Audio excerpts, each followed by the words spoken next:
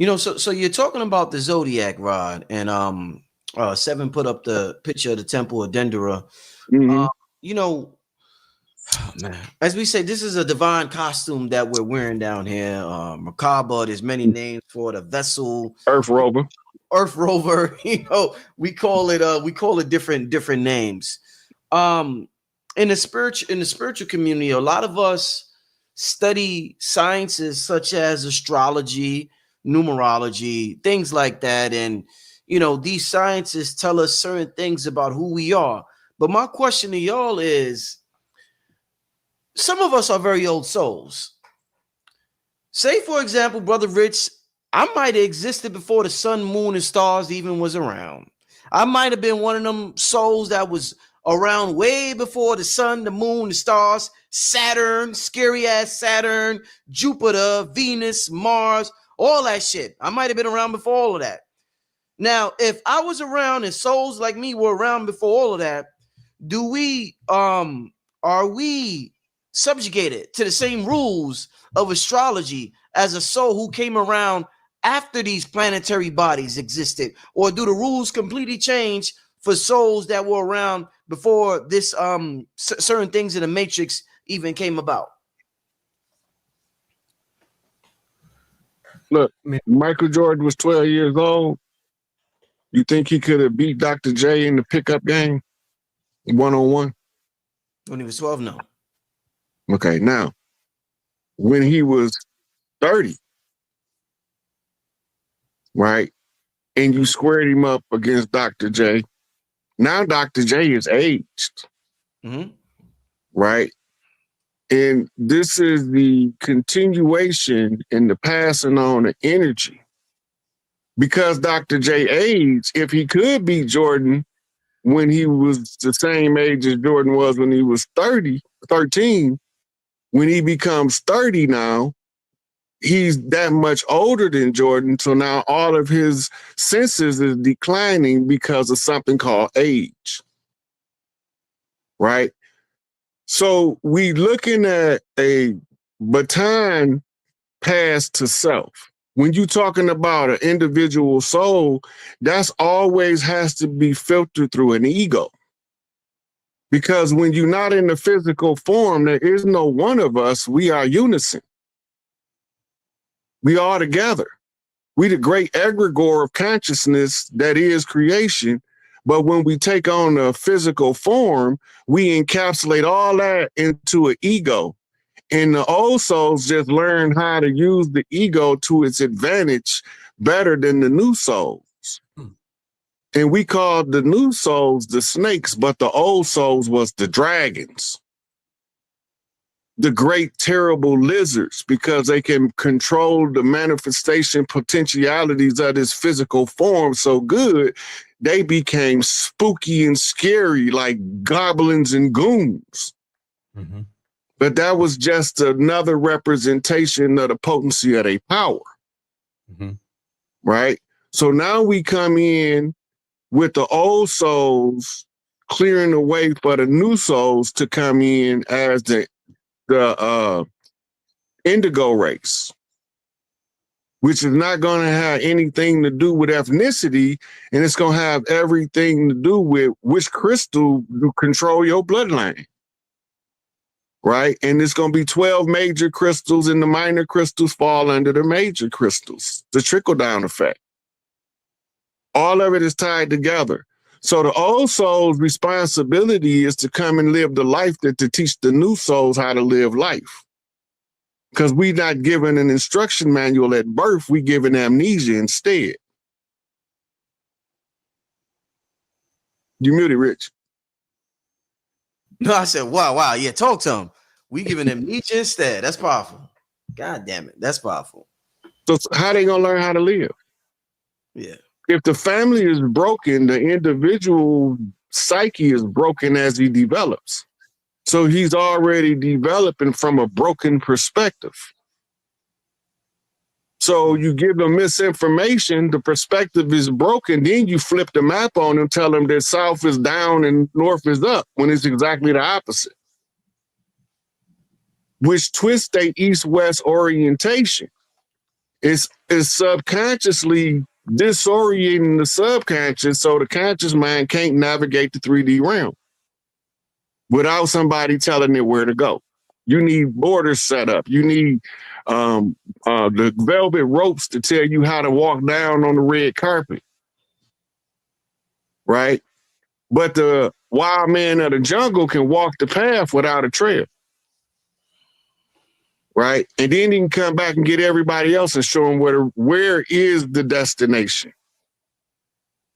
And this is when your old souls come in, and the difference from what they do versus, they let the young souls train themselves by trial and error. In this case, the youngest souls took on pale skin. So they had to go through a catharsis due to something called an Iceman inheritance, which developed the psychopathic racial personality. You know I'm dropping receipts while I'm talking, right? Them books that explain the whole philosophy of what I'm saying in detail. I just quoted by the title of the book so that the book can give you the further background. Because they don't be knowing I be dropping receipts, but some of the people will look up something I'm saying, and then they'll be able to follow the receipts. So the only way to get rid of the traits that the ice inheritance produces catharsis. Right? But somebody got to be strong enough to endure the suffering of the cat's paw, because they ain't running nothing. They just put up as the fall guy, the Coach Seavers, the stunt man, the crash dummy. And then the ones behind it is telling us kill Whitey, but this nigga Whitey. He the one wrote in the law that white was a Moor. They didn't write it. It's his contract that we following, right? They just reaping the rewards, being put in the position to go through the catharsis to purge themselves of the wickedness as they assimilate one drop of blood. Okay. Seven, you want to add on to that? Yeah, because these things, they get really deep. When we really go there, what we're talking about is taking place even outside of time, even thousands and thousands of years of different levels of entities actually taking their sides in either exploiting the situation and furthering the building of the foundation on top of mother, no matter, what the cost is, continuously harvesting different levels of the souls that are here, keeping them in the game longer than they really should be, longer than the lesson. But sometimes, at the end of the day, we also see how everybody's gotten so strong in all of this. Like, I really wanted to just add some of the linguistic references, because Excellent. What he's speaking on, you can also take apart in the Arabic. Again, the receipts is always great. I love to use the language. I love to use Ma'at or math. That's really all me in 2025 is just math, because these numbers are very important. Even just having 10 fingers, and what that really means versus the ancestors in every way having 12. Like when you go up the lineage, or you generally inbred into a family, you generally will have 6-finger children coming out. And a lot of this stems into just, again, the linguistic side, because my daughter has 6 fingers. They had to cut one. They had to cut something off. Okay, I think you're talking, Rich. But so basically, what was mentioned is that you begin as they talk about the neophytes as beginning as the serpents, but then the masters ending as dragons. And I found that very interesting in him stating that, because that's exactly what the hidden cult, if you may, of Amun, who is again that same pattern of the Kola kings rebelling against their mother, took the dialectic, which is basically the language, and not only created sub-dialectics, but also could not speak the language of their mother. And that's, of course, encased within the Dogon mysteries, the Day of the Fish, speaking on how the Great Mother, the language in which the women speak, the men of the species, if you may, that are not androgynous, they are not even allowed to speak that language. But that brotherhood then went on and developed this, what you would call today as even these sub-dialects, like even Hebrew and Arabic as they are now, these flame languages that actually in themselves are missing pieces, and at least half. As we'll notice, here's another book, the alphabet that changed the world, just showing the flame language and the position of the Hebrew language, but really that this is spellcraft that operates inside of a certain aspect of the consciousness, keeping a person basically inside of that matrix, and only immersion into nature, being aware of self, being more empathic, changing of the diet, all the things that we've been talking about starts making things clearer and clearer for a person to then begin to move on, even from the dogmatic religions and structures that have been put in place that are like the stepping stones for them. I always call it the Lord, right? The first step on the ladder, but still realizing that Lord and all these terms are terms heavily used within this same empire where the man had deified himself, meaning that you had men that said, hey, I'm God. And, you know, that survives even in the religious systems today. But that cult specifically, you know, is very embedded within the world today, very embedded within the linguistic systems, and does operate, as they call themselves, the masters of the waveform. They operate slightly out of the vibratory frequency of where we're phased in now, because this is still a lower frequency to where we're at when we're in something like the dream realm or the astral plane, or even in our higher vibration and still in the physicality. So the goal then becomes in the reality to continue to depress the beings, you know, keep them confused, get the vibration and frequency with a gap in it. So that way there's not a strong oscillation there, not a strong memory, not a what they would say where your blood is spiraling up, and you have that ability to implode and to move through even your dream space and actually interact with your multiple cells, multiple aspects of the ancestors, multiple aspects of the archetypes, in order to be able to discern truth from falsehood. Because truly, that's what, in the end, this starts to become about. That's why I always say, in the end, what remains will be the truth. Because now, if this lesson served any purpose, which I believe it serves many, I actually do believe the ancestors cooked up a hell of a sim. It set on hard, but these are the rights. I feel like that even our ancestors had it definitely way more, you know, way more going on, because these are the rights anyway. You being tried by fire, you being tried for honesty, you being tried for, you know, these are the rights anyway that one is put through in the rearing process. And, you know, I believe heavily that many of our ancestors are like trees, that we're all seeded and then we're growing up. But then, of course, just like the parable of the sower, some of the seeds, they wilt, some of the seeds, they get corrupted. And, you know, that's also all part of the game. And, you know, but it's also very important from a maturity level to still realize when some of that knowledge or some of those ideas or things are creeping up on you and kind of persuading you to do things that affect your big time. Because right now still, yeah, they talk about the body being limited in certain ways, but it's where we're at right now. It's the control point in which we're one of the control points in which we're operating from. So what we do here, even in something called the game, they call it the game because there's characters, not because it's not serious and what you do doesn't have repercussions. But I still believe the whole process is to really refine and train the souls that are actually coming through it, as long as the guides and the way showers are, you know, still on the path. Because every child that even came into this, to a certain degree at least, needed some kind of upbringing. And the better upbringing that child has still actually creates a better being. You know, I know a lot of us have become strong from going through a lot. But when we even see now this new generation, like even, you know, Rich's kids, they're growing up with a father because Rich knows how important it is to actually be there. We just went over a whole session where the father was like, yo, you know, I'm trying to have a baby with the whole world, you know, trying to repopulate the entire kingdom. So, you know, this kind of restoration at the basic level, the family unit and the structures and the ideals in which we believe is really where the great transformation has got to come from anyway, right? So, yeah, I just wanted to add that, man. It's just, you know, I'm enjoying the build. You know, I'm in it. I'm in flux. You know, and Rod, and I hear a lot of people talk about this rebellion against the great mother and this divine feminine energy.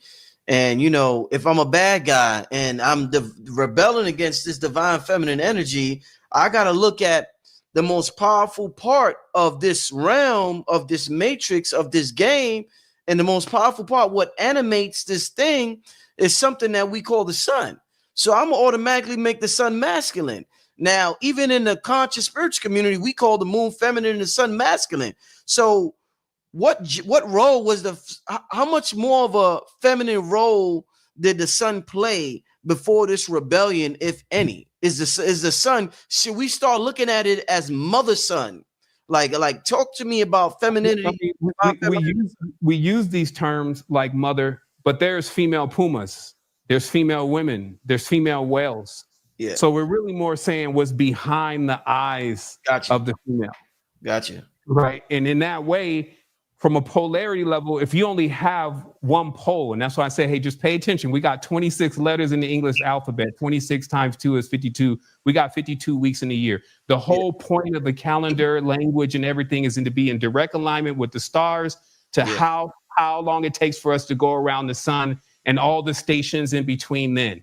So if somehow this is even taking you half of the way, like, I don't even think it's half of the way, to be honest, but we could say, hey, it's half of the way, meaning the masculine aspect.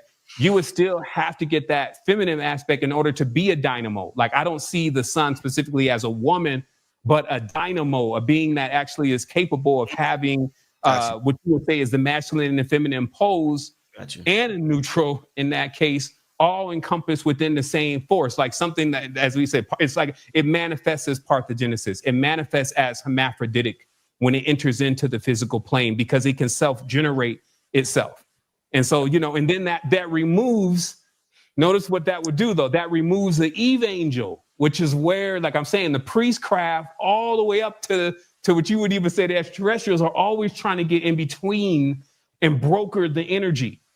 And again, to make it like everybody is good, I think you got to understand that this goes beyond good and bad. You have different beings in play, ushering souls, brokering energy, moving stuff around. But this is also really about your awareness. How aware are you? When your eyes open and you realize what's going on, then you will be able to step in as intercessor for yourself. And then you will go to what you would feel more as a feminine energy, because there's a masculine force. But the lessons are like, it's a bit jaded. That's another conversation. But when you go to the feminine force, it's gentle, it's peaceable, it demands the purity, meaning like, it's almost like, hey, you can't be with no other girls. But we'll say girls just means any other distractions, any other things. You can't be with no other girls but me as I go through this process with you and you gain this wisdom. You see what I mean? So this is in that way, a gentle and a peaceable spirit that takes one through having a counselor, something that 3 a.m. it's already going in, tumbling the last wheel of what was already being brought forth as the next level of your learning. What I feel like is when one doesn't have that activation of that feminine side, the wheels don't turn that way. There be something else talking. And we would discuss this. They set up altars in the mind, the whisperer and the language complex, et cetera. It'd be something else talking, but it's not that divine voice that actually is leading one to their true north, leading one through that process that they need to go through. So it's a mother and a father. That's why you look at the Mommy Wata books, right? And, they show, when they show the sister, especially when you go further into the book, they show you like Dionysus is the cognate of one of the Sibyllines.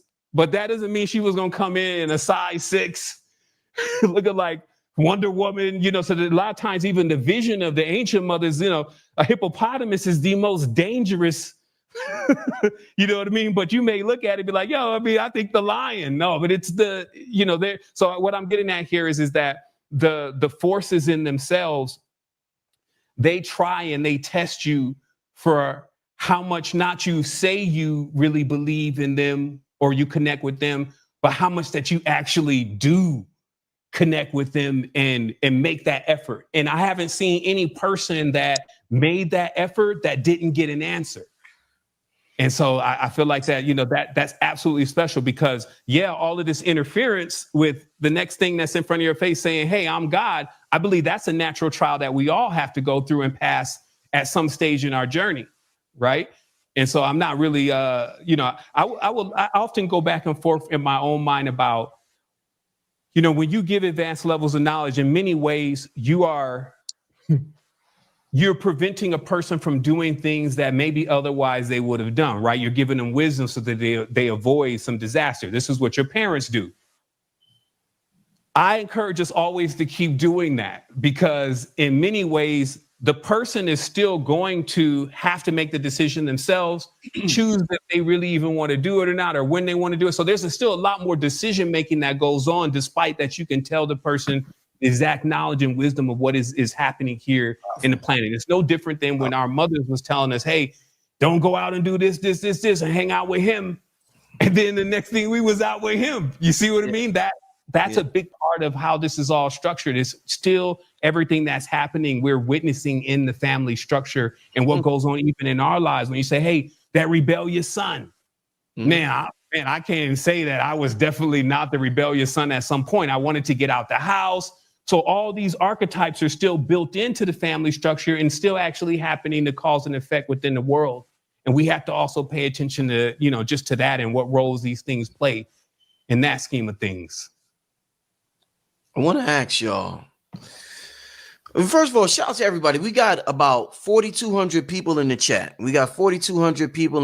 Shout out to everybody in the chat. It's one of them shows. It's a historical show. It's groundbreaking. This is something that people didn't even see coming. You know what I'm saying? But, Radiohead Rich, I'm tuned into frequencies. They said, I talked to Seven. Listen, I was scared.